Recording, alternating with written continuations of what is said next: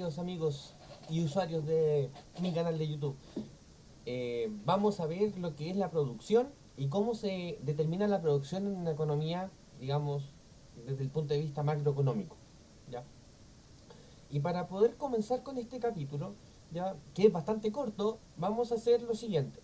Vamos a definir la producción como I, de hecho, más abajo ya vamos a poner la descripción, ¿ya? Y va a ser igual a producción, ¿ya?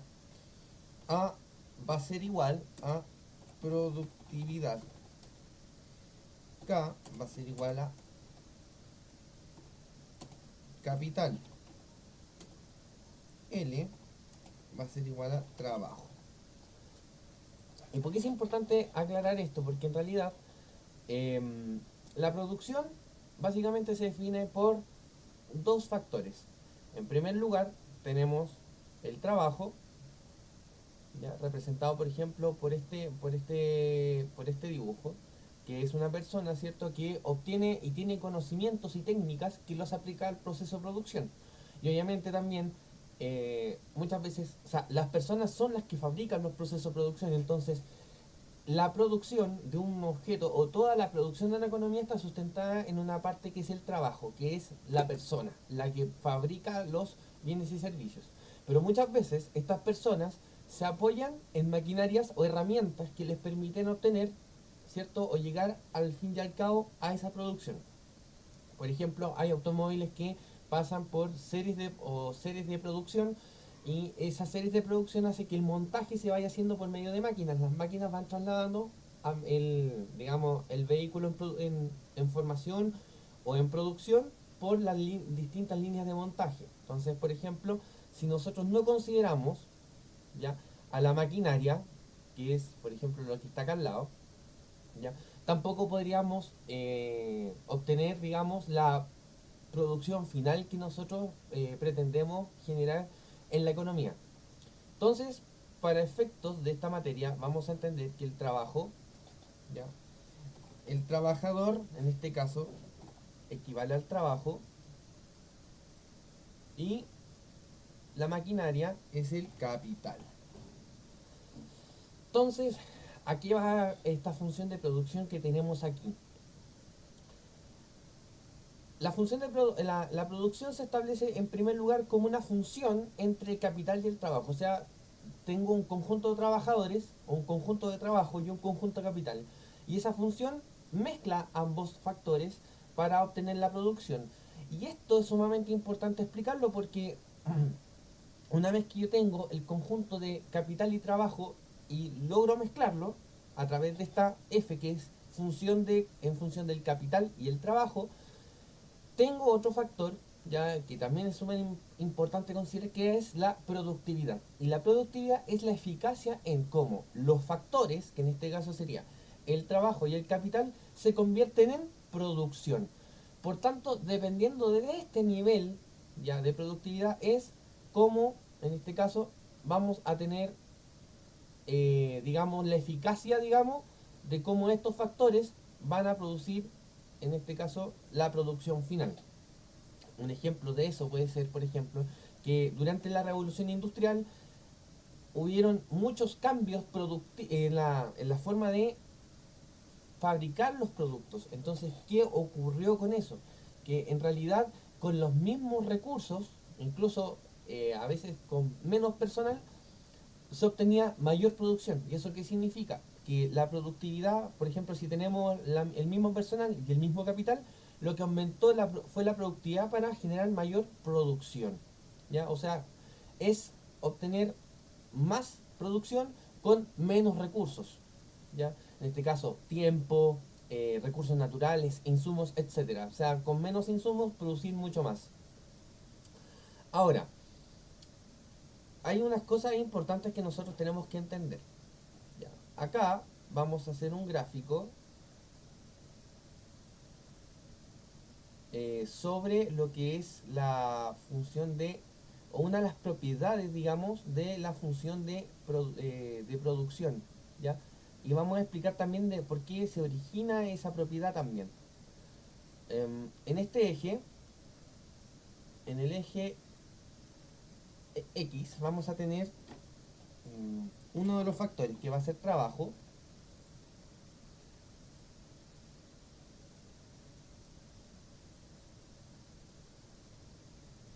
y en este otro eje vamos a tener producción. Entonces,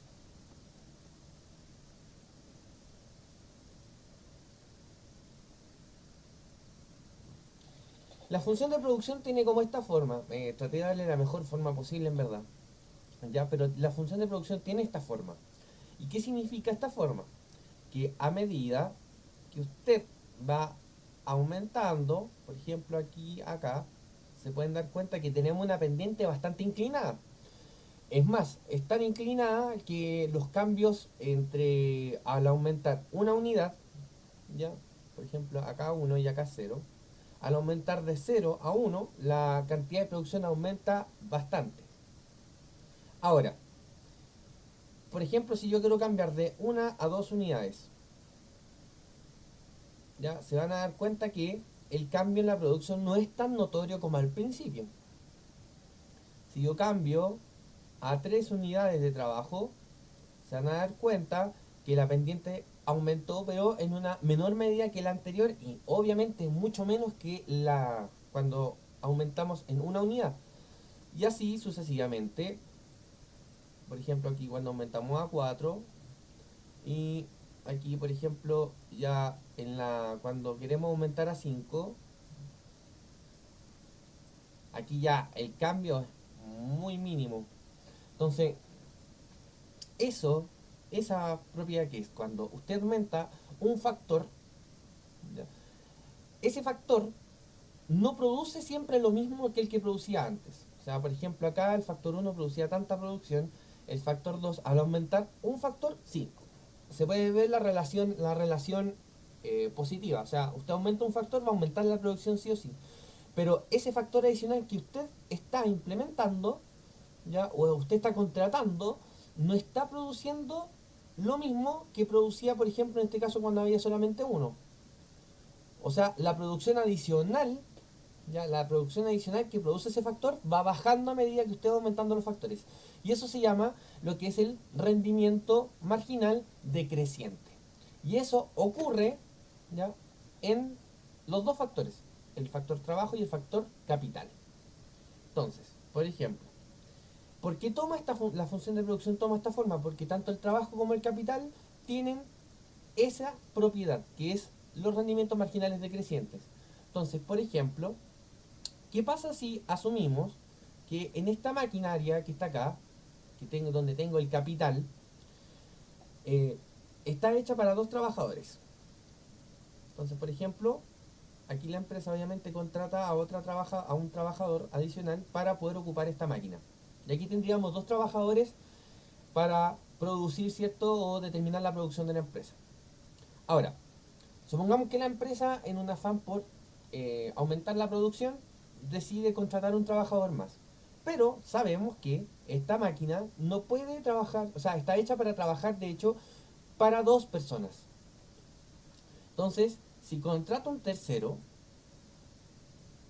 vamos a tener un pequeño problema. Esta tercera persona va a tener que compartir la maquinaria con las dos personas anteriores. Y ustedes saben que esta máquina está hecha para dos personas. Entonces, obviamente que va a llegar un momento en que al tener el capital fijo, o sea, el capital no varía, siempre es igual, ¿ya? Set paribus. Eso significa que siempre constante, todo lo demás constante. Y aquí, por ejemplo, tenemos que cambiar la cantidad de trabajo. O sea, pasamos de 2 unidades a 3. Entonces, por ejemplo, acá podemos observar que si aumentamos un trabajador más, para el mismo capital vamos a tener que entre ellos se van a entorpecer. Porque obviamente este tercer trabajador va a querer aportar en el proceso de producción, va a querer producir y para eso va a tener que quitarle espacio a uno de los dos trabajadores porque obviamente la máquina no da para más de dos personas. Entonces claramente sí, se va a producir más porque hay más trabajo, pero este va a producir mucho menos porque va a entorpecer la labor de los demás. Entonces los demás también van a producir menos. Entonces eso es lo que se llama el producto marginal decreciente. Y ahora, ¿qué va a pasar, por ejemplo, si yo tengo dos máquinas? ¿Ya? Entonces, por ejemplo, si esta máquina está hecha para dos trabajadores y tengo uno, entonces obviamente que esta máquina va a tener poco menos uso de lo que del óptimo que se le podría dar. E imagínense si la empresa le diera por contratar otra máquina más. Entonces ahí aplica que en realidad esta máquina no tendría utilización porque este trabajador no podría dar abasto, no podría cubrir eh, la producción también de esta máquina porque sería insuficiente. Entonces, a la medida que usted aumenta la producción, probablemente aumenta, o sea, va a aumentar la producción, pero obviamente que el aporte a esta máquina va a ser mucho menor, puesto que falta el factor trabajo para ocupar esta máquina.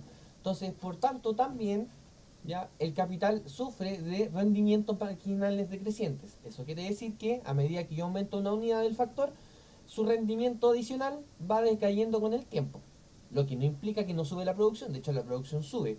Hasta el punto en que esto se hace infinito o tiende a infinito. Ahora, antes de pasar a otro, a lo último, quiero ver, ya, hay que explicar una cosa bastante sencilla. Cuando hablamos de digamos, de rendimientos marginales decrecientes, por el lado del trabajo tenemos lo que se llama el producto marginal del trabajo. ¿Ya? O también como en economía se le pone de la siguiente forma. Producto marginal del trabajo. Así. Producto marginal del trabajo. Y acá, aquí al capital,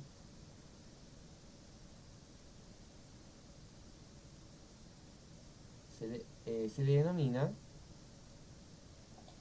producto marginal del capital. Entonces, ¿por qué les digo esto? Porque el producto marginal del trabajo es lo que aporta este trabajador adicional a la producción. O sea, por ejemplo, si tenemos dos trabajadores y vamos a contratar tres, entonces el producto marginal del trabajo en este caso sería cuánto es lo que aporta a la producción ese trabajador adicional. Y el producto marginal del capital es cuánto es lo que aporta en este caso la nueva unidad adicional de capital a la producción. Y esto sería, en este caso, para lo que son los factores ya, de producción. Ahora, ¿qué es lo que vamos a ver brevemente? ¿Ya? Es qué ocurre cuando, o cómo identificar cuando tenemos desplazamientos de curva. ¿Ya? Y eso se hace de la siguiente forma. Vamos a asumir que en la parte de arriba, en el eje Y, o en el eje de las ordenadas, tenemos la producción y acá tenemos el factor trabajo o capital. Entonces, como bien saben, y ya lo explicamos antes, esta función de producción tiene una curva así. Ya. Y por ejemplo, a medida que tenemos, ¿cierto? Por ejemplo, ese nivel, este nivel de trabajo, ya, vamos a tener este nivel de producción. ¿Ya? Entonces, voy a marcar un poco acá el punto de equilibrio de este caso. ¿Ya? Entonces, ¿qué pasa cuando tenemos que la productividad aumenta o disminuye? Como bien saben, acá la productividad que está aquí, perdón, que está aquí, ¿ya? La productividad multiplica a la función que combina el capital con el trabajo. Entonces, si este factor aumenta, vamos a tener lo que se llama un desplazamiento de la curva, de la siguiente forma.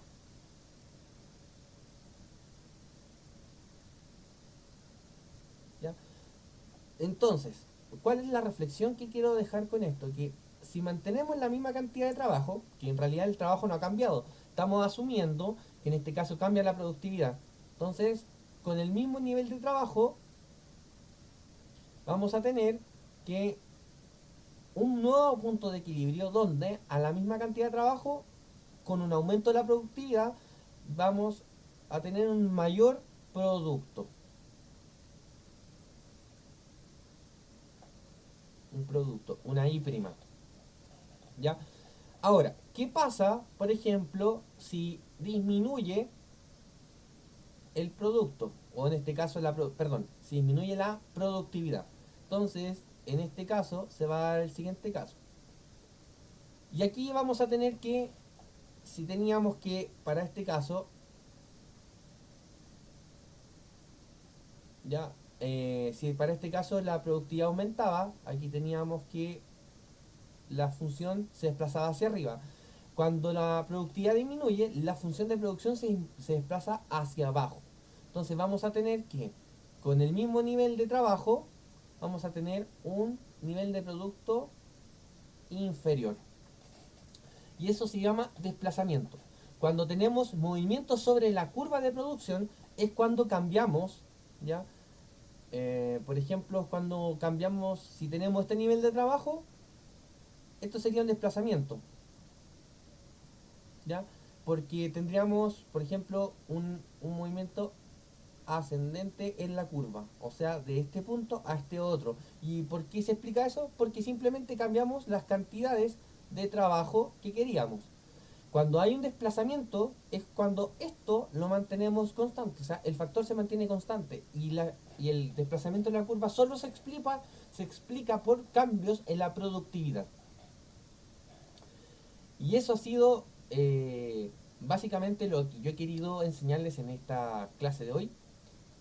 Espero que les guste el video y que sigan visitando mi canal para que puedan seguir aprendiendo junto conmigo y obviamente que recuerden ocupar el material que ha sido preparado para que usted pueda aprender aún más sobre esta materia. Que le vaya muy bien y nos estamos viendo a través de mi canal.